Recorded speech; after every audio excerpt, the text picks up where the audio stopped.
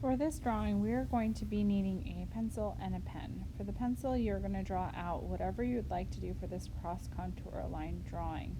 So what you're going to do is you're going to draw out whatever you want. I'm using my hand. You guys can use your backpacks, your shoes, sunglasses, anything that you have around, but it has to be three-dimensional so you can really look at it. You're then going to draw it out in as much detail as you can. So I'm drawing my hand, drawing it out with that continuous contour line drawing technique that I showed you guys. This really just helps me map out what I'm going to be doing. So that's one of the reasons why I showed you guys how to do that, so that you can figure out a really quick way to map things out.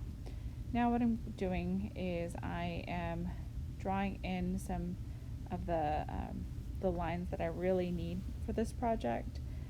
So I'm defining some things with the pencil.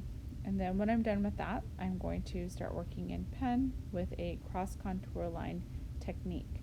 So what you're going to be doing is defining the shapes or the form by drawing a line that is suggesting that it's being wrapped around the object. So let's say, for instance, like if we put lines on my hand, if I just make a regular line, it's going to look like it's wrapped around my hand. So we're going to be creating the illusion that I have a wrapped line around my hand. So we're going to see that in a second. So I'm finishing up some of the lines,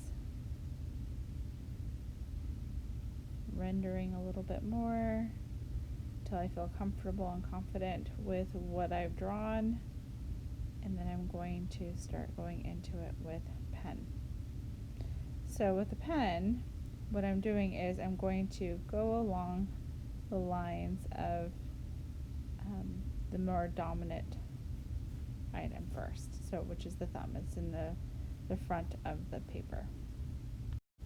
Alright, and I'm going to continue this line or set of lines all the way down. So I sped this up quite a bit so that you don't get bored watching what I'm doing.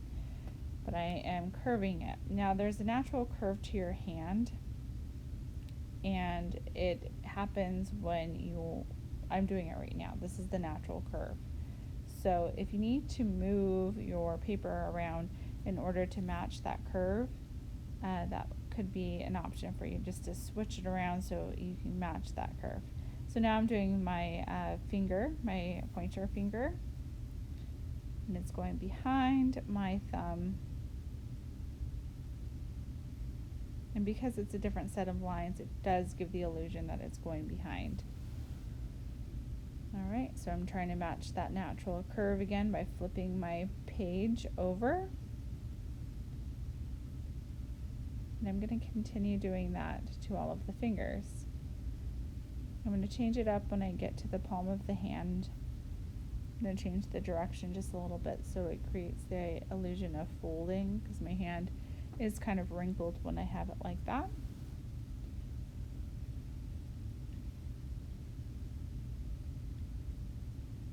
Alright.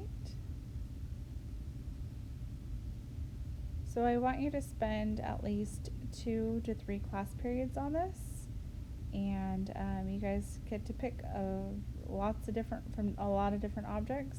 I chose a hand, but you can choose from a variety of things.